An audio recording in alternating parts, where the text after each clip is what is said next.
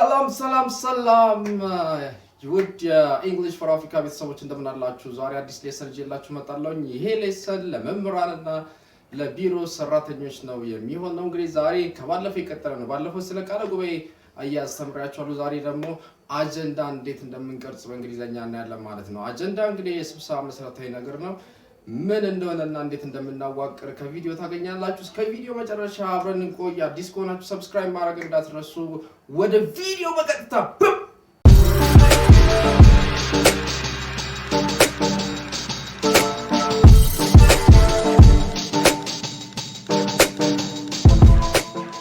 Writing agenda. Welcome back again and greetings. I'm going to share with you the meaning, use and the form of a meeting agenda, and at the end of the video, as usual, I'm going to provide a sample template of how you can write effective agenda for your meeting. If you're new here, don't forget to subscribe to my channel. Please hit it. Meetings are an essential part of effective team collaboration, but we have all been in meetings that were a complete waste of everyone's time. The participants would come unprepared, the discussion would get sidetracked, and hours would go by with no decision made. Hence, when you need to have a meeting with your team or members or staff, an effective meeting agenda is significant.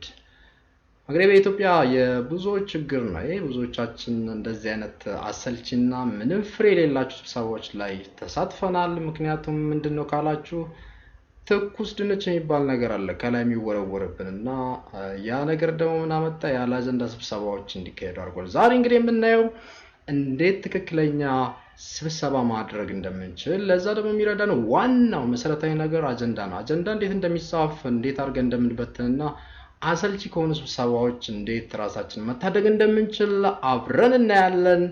ቀጥል። So we start with the definition. What's the meeting agenda? Well, agenda is defined in a dictionary like this: a list or outline of things to be considered or done. ዝርዝር ጉዳዮችን ነው የሚያስቀምጠው። እንደዚህ ሰራቸው የፈለግናቸውን ነው የሚለው። ወደ ሚቲንግ አጀንዳ ስንመጣ ግን በሁለት አይነት መልኩ ዲፋይን ልናደርጋቸው እንችላለን። Firstly, as a list of activities that participants are hoping to accomplish during their meeting. በስብሰባ ሰዓት ላይ እንግዲህ የተለያዩ ድርጊቶች ወይም ተግባራትን እንፈጽማለን። እነኛን ቀድሞ የሚያዘጋጀን እንድናውቅ የሚያደርገን ቢዝነሶች የቢዝነስ ስራ ላይ ሊሆን ይችላል። በዛ ጋርም ከሆነ ደግሞ it's going to be defined like this: an official list of items of business to be executed at a meeting, it says. So having in mind that, let's talk about why do we need agendas? What is the benefit or the importance of agenda? Well, a meeting agenda is usually tied to the notice of the meeting concerned, and it is circulated well in advance for the members of the meeting to get time to reflect on the items of discussion and prepare their speech, questions accordingly. እንግዲህ እኛ ጋር ቅድም እንዳልኳችሁ ትኩስ ድንች ነው። ብዙዎቹ ስብሰባዎች ያለ አጀንዳ ነው የሚካሄዱት። አጀንዳም ካለ እዛው ስብሰባ ላይ ነው የሚካሄደው። ያ ግን ስህተት ነው። አጀንዳዎቻችን እንደ ማስታወቂያ ነው መገልገል ያለብን። ቀድሞ ምናልባት 4-5 ቀን ቀድሞ ነው ለሁሉም ስብሰባ ተሳታፊዎች መበተን ያለበት። ፕሪንት ተደርጎ it's not going to be soft copy ፕሪንት ተደርጎ ነው መሰጠት ያለበት። ያ ደግሞ እንዳይንዛዛ ስብሰባችን ይረዳናል። ተናጋሪዎች ወይም ስብሰባ ሜምበሮች እዛ ላይ የሚሳተፉ ሰዎች ንግግራቸውን እና ጥያቄዎቻቸውን በዛ አጀንዳ መሰረት እንዲያደርጉ ያደርግልናል። ዋናው ነገር ይሄ ነው። እንግዲህ ፐርፐሱን አላማውን ካየን ደግሞ ዝርዝር ጉዳይ ውስጥ እንግባ ካለን it's going to be like this. 5 ፍሬ ሀሳቦችን ሰጣችኋለሁ። Firstly, it gives the attendees prior notice of what will be discussed. ይሄ ማለት እንግዲህ ቀድመው ምን ስብሰባው ስለምን እንደሆነ እንዲያውቁ ይረዳናል ማለት ነው። Second, it sets clear expectation for what needs to occur before and during meeting. ከስብሰባው በፊትም ሆነ ስብሰባው ላይ ከነሱ ምን እንደሚጠበቅ አውቀው ታጥቀው ይመጣሉ ማለት ነው። የሐሳብ ስንቅ ይዘው ይመጣሉ። Third, it keeps the participants focused on the topic at hand. ሰዎች ስብሰባ ላይ ብዙ ጊዜ ማውራት ይወዳሉ። በረባ ባረባው ለ5 ደቂቃ ተሰጥቶት ምናልባት 50 ደቂቃ የሚያወራ ሰው አለ። ካላወራ ደስ የማይለው ሰው አለ። ስለዚህ ፓርቲሲፓንቶችም ተሳታፊዎች የስብሰባው የተሰጣቸው ነጥብ ላይ ብቻ እንዲያወሩ ይረዳናል። ቀድሞ አውቀው ማለት ነው። Fourth, set the pace of the meeting.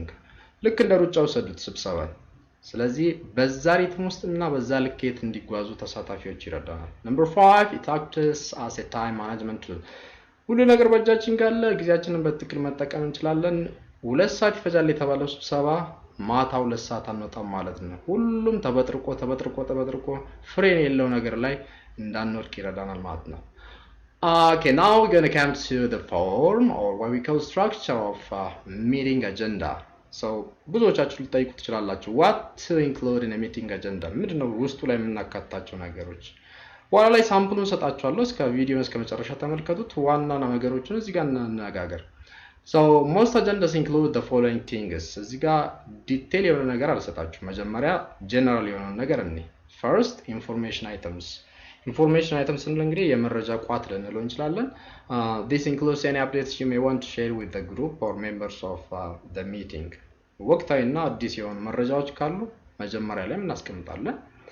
Then ከዛ ቀጥለን it's going to be action items. These are tasks your team should complete during or after the meeting። ድርጊት ወይም ክንውን ዝርዝር ልንላቸው እንችላለን። ስለዚህ ተግባራትን ነው እዚህ ጋር የምንዘረዝረው። And then comes discussion items. These are all the topics you want your team to provide feedback on. So እዚህ ጋር የመወያያ ቋት ልትሉ ትችላላችሁ። እዚህ ጋር የሚቀርበው ነገር እንግዲህ ሀሳብ የሚሰጥባቸው ዋና ፍሬ ሀሳቦች ናቸው ማለት ነው፣ ስብሰባው ላይ ማለት ነው። ሚቲንግ አጀንዳ ስፔሲፊክ ኮንቴንቶችን እንካልን ደግሞ እንደዚህ በሚመለከተው መልኩ እናያለን። ከዚህ ቀጥለን sorry for a formal meeting, for instance, if say a committee, the agenda are normally going to contain the following pointers. Step 1, membership is going to be included. ይሄ ነገር ኦፕሽናል ነው። ባይዚ ተካትቱም ላተካትቱም ትችላላችሁ። ይሄ ዋና ነገሩ ምንድነው? is going to be to introduce new members or to allude to retirements or resignations. አዲስ የገቡ አባላቶች ካሉ ወደ ስብሰባው፣ እንደገና ደግሞ ሪታይርመንት ጡረታ የሚወጡ ካሉ፣ ሪዚግኔሽን ከስራ ኃላፊነታቸው የሚሰናበቱ የስብሰባው ተሳታፊዎች ካሉ እዚህ ጋር እናስታውቃለን ማለት ነው። ስለዚህ እንደ ስብሰባው ፎርማሊቲ የሚወሰን ነው። ስቴፕ 2 apologies for absence sent by members unable to attend are read out by the chairperson። አፖሎጂ የምንለው እንግዲህ ሰዎች ስብሰባ ሲቀሩ ቀድሞ ማሳወቅ አለባቸው አጀንዳው እንደተላከ። ስለዚህ የነዛን ሰዎች ዝርዝር ስራ አስኪያጁ ያነብልናል ማለት ነው። ያ ይካተታል አጀንዳው ላይ።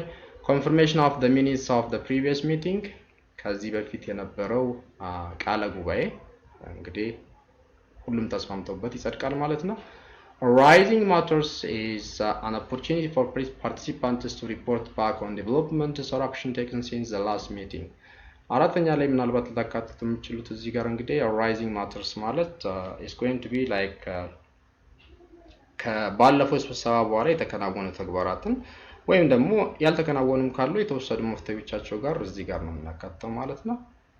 Then comes correspondence received from outside parties relevant to the meeting may be read and considered።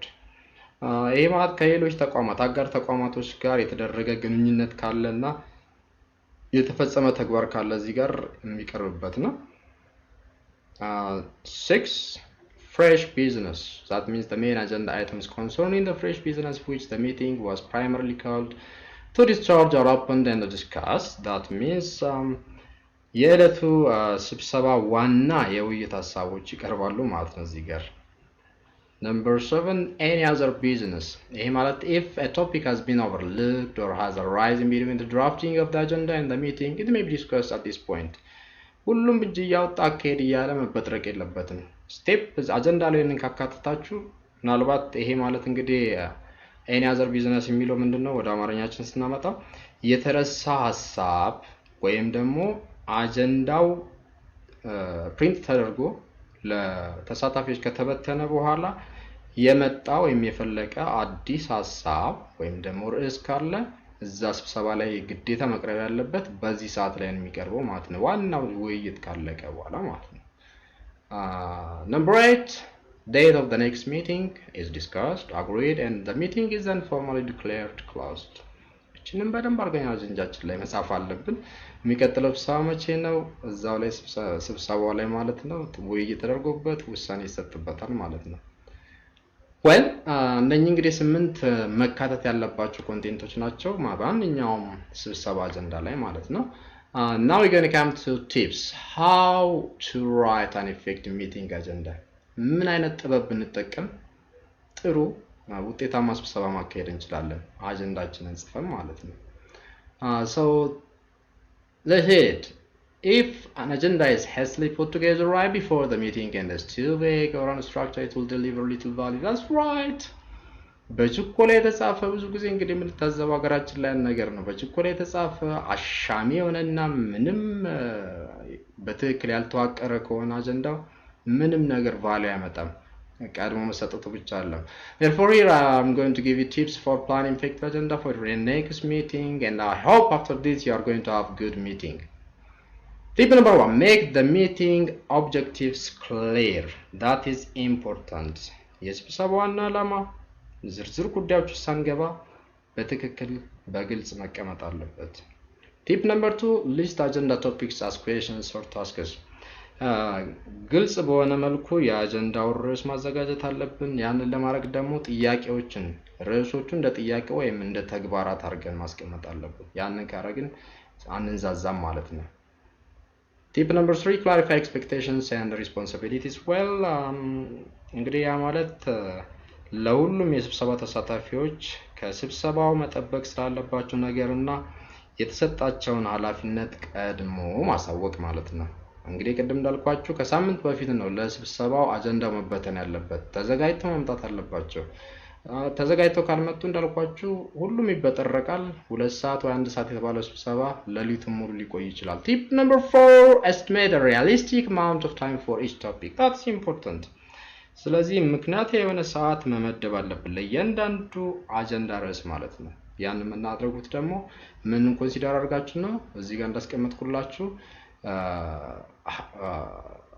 introducing the topic, then answering the questions, then evaluating the potential solution, then agreeing on the follow-up actions. እነኚህ ነገሮች ሁላ ምን ያህል ጊዜ እንደሚፈጅ አውቀን ነው ያንን ነገር ማድረግ ያለብን። ሰዓት መመደብ ያለብን። ያው ኖርማሊ ደቂቃዎች ነው የሚሆኑት።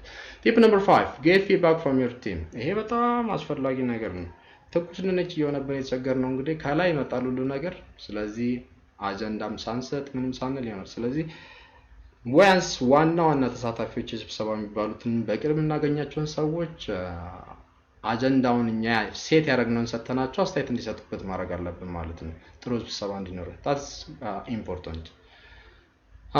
At the end I'm going to give you a sample template of meeting agenda. So representative የሆነ ብዙ ቦታ ልትጠቀሙት የምትችሉትን ቴምፕሌት ነው የምሰጣችሁ። ከዛ ፊት ግን መርሳት የሌለባችሁ ነገር ዴቨሎፕ ስታደርጉት ማለት ነው ሚቲንግ ዲቴሎች መስጠት አለባችሁ። ቀናቶች፣ ጊዜ ምን ያህል ጊዜ እንደሚፈጅ ለእያንዳንዱ አጀንዳ ርዕስ ዓላማውን መስጠት አለባችሁ። ከዛ ውጪ try to clarify which category each agenda item falls into. ግልጽ በሆነ መልኩ የትኛው የአጀንዳ ርዕስ በየትኛው ካታጎሪ ውስጥ እንደሚቀመጥ ማስቀመጥ አለብን። ከዛ ውጪ helpful details ምንላቸው ነገሮች መካተት አለባቸው። የትኛው ርዕስ ማን ያቀርባል፣ እንደገና ለዛ ለሚያቀርበው ርዕስ ስንት ደቂቃ ይፈጅበታል ለፕሬዘንቴሽን። ከዛች 10 ደቂቃ ከሆነ ከዛ ማለፍ የለበትም። ማኔጀብል መሆን አለበት ማለት ነው። that is the role of meeting. ቴምፕሌቱን እስኪ እንየው። እንግዲህ የዩኒቨርሲቲ ሴኔት ሚቲንግ አርጋችሁ ሰዱትና ለዛ የተዘጋጀ አጀንዳ ነው። ሴኔት ሚቲንግ ላይ እንግዲህ እንደዚህ አርጋችሁ ነው ማነው አጀንዳችሁን የምታዘጋጁት። ይሄ ሳምፕል ነው። it's going to be a template. So as usual date, venue የሚዘጋጅበት ቦታ፣ start እና finish አለ። አቴንዲስ ስብሰባ ላይ የሚሳተፉ ሰዎች ስም ዝርዝር እስከነ ፖዚሽናቸው ይቀመጣል። አፖሎጂስ ልታካትቱ ትችላላችሁ። የቀሩ ሰዎች እና ቀድሞ ያሳወቁ። ሚቲንግ ኦብጀክቲቭ የስብሰባው ዓላማ ምንድነው? እዚህ ጋር እንደምታዩት እንደምሳሌ ሰጥቻችኋለሁ። ፕሮግራም ኦፍ ኢንዳክሽን ፎር ኒው ፈርስት ይር ስቱደንትስ። ከዛ በኋላ አጀንዳዎቹን ሊስት አውት አድርጋችሁ ታስቀምጣላችሁ። እንደዚህ አያችሁት። ለምሳሌ የመጀመሪያው ኢንትሮዳክሽን ነው። የዩኒቨርሲቲ ፕሬዝዳንት ነው የሚሰጠው። 5 ደቂቃ ተሰጥቷል። ከዚህ ፍቅቅ ማለት አይችልም። ከዛ ቀጥሎ ሚኒትስ ኦፍ ፕሪቪየስ ሚቲንግ የበፊቱ ቃለ ጉባኤ ይቀርባል። ዋና ነገሮች ማለት ነው። አካዳሚክ ቫይስ ፕሬዝዳንት ያቀርባል። 10 ደቂቃ ነው የተሰጠው። ስለ ሚኒት ባለፈው የሰራሁት ቪዲዮ አለ፣ እሱ ማየት ትችላላችሁ። ሚኒት ምን እንደሆነ ወይም እንዴት እንደሚዋቀር የማታውቁ ሰዎች ካላችሁ። thirdly questions for rising matters ያልነው ነው። ሁሉም ሰው ሊሳተፍ ይችላል። 10 ደቂቃ። number 4 presentation of official program of induction for new first year students። እዚህ ጋር እንግዲህ ወደ ዋናው የስብሰባው ርዕሶች መጣም ማለት ነው። የሚያቀርበው ማለት ነው የሳይኮሎጂ ዲፓርትመንት ተወካይ ነው። 10 ደቂቃ ተሰጥቶታል። ከዛ አሁንም ሌላው የዕለት ዋና መወያ ርዕስ እዚህ ጋር አለ። ኢንፎርሜሽን ኢቨንትስ ፕላንድ ፎር ፊሜል ስቱደንትስ የሚያቀርበው ጀንደር ኦፊስ ሪፕሬዘንታቲቭ 10 ደቂቃ አለ። ኢንፑት ኦን ኤችአይቪ ኤድስ ቱ ኒው ስቱደንትስ አለ እዚህ ጋር ሌላ ርዕስ ነው። ዋና የውይይት ሀሳብ ኤችአይቪ ኤድስ ሪፕሬዘንታቲቭ ነኝ 10 ደቂቃ አለው። ሶሻል ፕሮግራም ፕላንድ ፎር ኒው ስቱደንትስ ዲን ኦፍ ስቱደንትስ ሪፕሬዘንታቲቭ ነው 15 ደቂቃ አለው። ከዛ 8 እናጠቃላለን ማለት ነው። ኮንቴንት ኦፍ ፕሮግራም ላይ ፊድባክ ይሰጣል ሁሉም ተሳታፊ ማለት ነው። ዝም ብሎ አይበጠረቅም። 15 ደቂቃ አለው። ዋና ፍሬ ሀሳቡ መሻሻል ያለበትም ምናምን የሚለውን ነው የሚሰጠው ማለት ነው። 9ኛ ላይ እንግዲህ ሪካፕ ኦፍ ዲሲዥንስ ኤንድ ኔክስት ስቴፕ ይላል። ዋና የተሰጡ ውሳኔዎችን ማጠቃለያና ቀጥሎ የሚሰሩ ክንውኖችን አካዳሚክ ቫይስ ፕሬዚዳንት ያቀርባል። 10 ደቂቃ አለው። then finally comes closing remarks የመዝጊያ ንግግር እንግዲህ የሚያደርጉት ወይም ማስተያየት የሚሰጡት የዩኒቨርሲቲ ፕሬዚዳንት ናቸው ማለት ነው። ለዛም 5 ደቂቃ ተሰጥቷቸዋል። እንግዲህ አጀንዳችንን በእንደዚህ አይነት መልኩ ጥፍጥ አድርገን ቀርጸን የተንዛዛና ቦኮ የሚል ስብሰባ ከማድረግ ራሳችንን መጠበቅ እንችላለን። ይሄ ቪዲዮ እንደተመቻችሁ ተስፋ አደርጋለሁ። እንግዲህ ከተመቻችሁ የቪዲዮ እንግዲህ don't forget to like, share and if you have a question you can comment and if you are new here don't forget to subscribe. የሚቀጥለው ሾርት ስትሬስ ከማገኛችሁ ለዛሬ በዚህ ያበቃለሁ። ባይ